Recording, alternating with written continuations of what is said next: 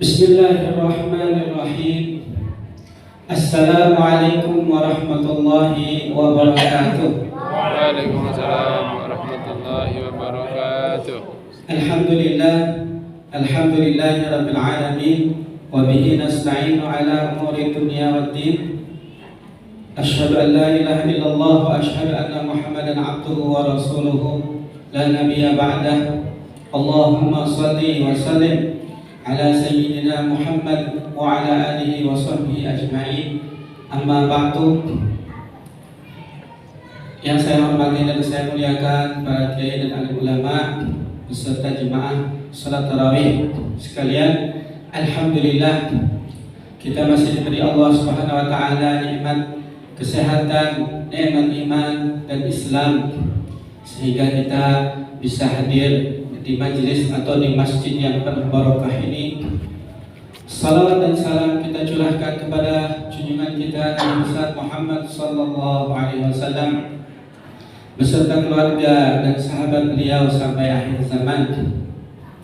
Jemaah sekalian, alhamdulillah malam ini kita sudah memasuki malam ke-13 di bulan suci Ramadan. Sesungguhnya ibadah yang Allah perintahkan kepada kita, baik itu sholat, puasa, zakat atau haji, itu punya keistimewaan tersendiri. Termasuk ibadah puasa yang kita jalankan di bulan Ramadan ini punya keistimewaan juga. Saya dahulu bertemu dengan seorang kakek umur 60-an. Beliau megang tongkat berjubah. Ketika itu saya tanya, saya tawarin makanan, ternyata beliau lagi puasa. Saya tanya, puasa apa? Puasa Daud. Bayangkan, sudah umur 60 ke atas, puasa Daud. Ketika saya mau tanya lagi, tahu-tahu sudah hilang dia. Tidak tahu. Terus saya juga pernah jumpa dengan seorang ustadz. Alhamdulillah berteman dengan ustadz ini, sehingga saya dibawa ke rumah beliau, berjumpa dengan abahnya, umminya, dan saudara-saudaranya. Ternyata satu keluarga ini adalah ahlus siyam, orang yang gemar puasa. Abahnya itu sudah puasa 40 tahun dari mulai bujang. Puasanya bukan puasa Senin Kamis, tapi puasa setiap hari kecuali hari-hari yang diharamkan. Selama 40 tahun. Begitu juga umminya. Beliau sendiri sama puasa hampir 20 tahun puasa. Saudara-saudaranya begitu. Masya Allah. Setiap kali ada pilkada pada datang ke Abah Latif namanya. Orang minta doa, minta berkah. Terus saya juga berjumpa dengan sahabat juga, kenal.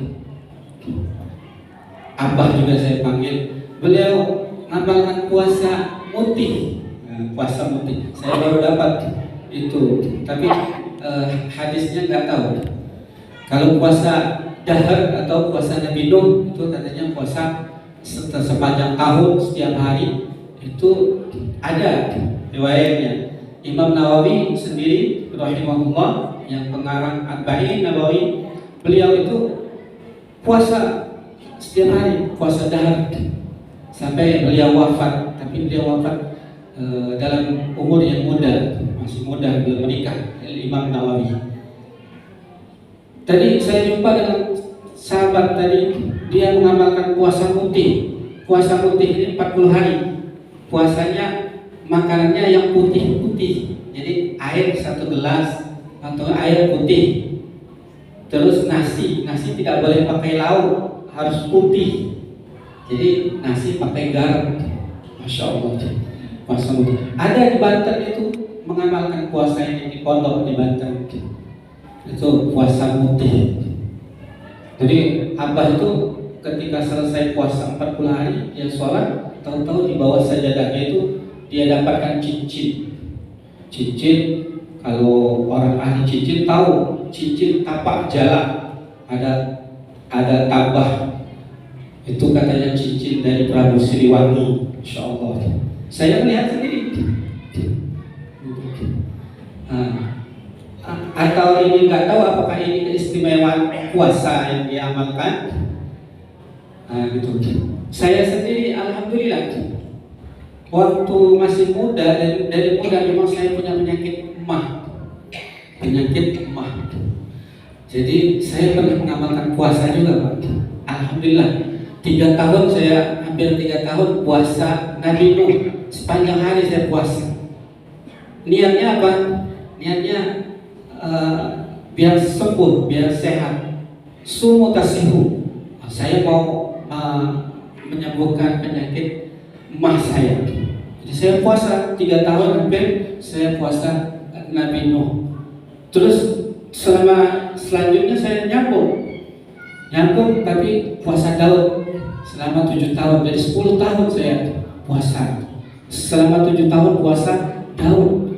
Alhamdulillah aman-aman aja mah saya. Tapi setelah istri wafat selama 2 tahun nggak ada istri, jadi setahun saya puasa mah saya kambuh. Kenapa? Karena tidak teratur. Biasa kalau puasa istri menyiapkan sahur, menyiapkan buka. Setelah nggak ada istri, sembarangan aja. Kadang sahur itu enggak sahur, kadang cuma air 1 gelas, gitu. Jadi setelah itu kambuh lagi penyakit mah. Akhirnya hampir setahun lah saya stop puasa. Hampir setahun ini saya tidak puasa sama sekali, tidak puasa sunnah. Ternyata ketika puasa Ramadan ini sangat berat saya rasakan. Ternyata mah saya itu kambuh, terasa di dada sini, di belakang itu sakit. Beberapa hari pertama puasa, tapi alhamdulillah Allah kasih ini semacam ya obat gitu. Ketika saya puasa, saya lihat kangkung, saya beli kangkung 2 ikat. Saya mau makan kangkung, ternyata saya makan kangkung, hari itu puasa hilang. Nah ini rahasia ini. Kalau yang sakit emah, istilahnya hilang, berkurang, tidak sakit seperti biasa. Akhirnya hampir setiap hari saya makan kangkung. Alhamdulillah emah itu ditekan kayaknya, apa tidak terasa. Cuman bawaannya banyak ngantuk. Makan kangkung banyak ngantuk. Nah ini rahasia kalau yang ada penyakit emah, coba makan kangkung. Ini saya praktekkan. Ya mudah-mudahan sampai Ramadan ini kuat. Kembali kepada puasa Ramadan. Jadi apakah puasa Ramadan itu punya keistimewaan atau bulan Ramadannya yang punya keistimewaan? Kalau dilihat dari orang-orang yang rajin puasa tadi, puasa Ramadan ini biasa-biasa saja. Jadi puasa Ramadan itu biasa-biasa saja, ringan. Mereka setiap hari biasa puasa 40 hari. Ada di pondok itu, ada di Lampung itu pondok, syarat untuk masukkan anak ke pondok, bapaknya harus puasa 40 hari. Saya tidak tahu apa ininya, karena ada amalannya katanya. Ada di Palembang pondok juga, itu kiainya mengamalkan puasa Daud, sehingga para santri ikut juga berpuasa Daud. Beliau ngarang kitab tentang pengalaman beliau tentang puasa Daud dan fadilah puasa Daud. Ada kitabnya. Tuh, kiai pondok. Jadi puasa Ramadan ini sebenarnya yang istimewa adalah bulannya, bulan Ramadannya, bukan puasanya. Puasanya biasa-biasa aja. Malah puasa bulan Ramadan ini untuk latihan bagi yang jarang puasa sunnah, latihan. Yang istimewa adalah bulan Ramadannya. Kan puasa cuma dari pagi sampai sore, malamnya juga ada kemuliaan. Jadi yang dimuliakan Allah adalah bulan Ramadannya. Kebetulan bulan puasa itu di bulan Ramadan, maka puasa di bulan Ramadan ini mendapatkan kemuliaan dari Allah Subhanahu wa taala. Jadi orang-orang yang beribadah di bulan Ramadan itu mendapatkan ganjaran pahala yang berlipat-lipat ganda karena di bulan Ramadan. Jadi puasanya sama seperti biasa, istimewanya. Kenapa bulan Ramadan itu bulan yang mulia? Salah satunya yaitu di bulan Ramadan itu turunnya Al-Quran. Turunnya Al-Quran. Ada yang mengatakan tanggal 17 bulan Ramadan. Ada yang mengatakan tanggal 27 atau di 10 hari ganjil, sebagaimana dikatakan dalam surah Inna anzalnahu fi lailatul qadar, surah Al-Qadar. Nah, itu jadi bisa diartikan bahwa Al-Quran pertama turun dari Allah ke langit, ke Lauhul Mahfuz, itu secara sekaligus itu turunnya di malam Lailatul Qadar. Jadi Al-Quran turun sekaligus, turun di Lauhul Mahfuz itu di malam Lailatul Qadar. Adapun Al-Quran turun untuk pertama kali tadrijian atau bertahap. Pertama kali Al-Quran diturunkan yaitu ketika Nabi di Gua Hira,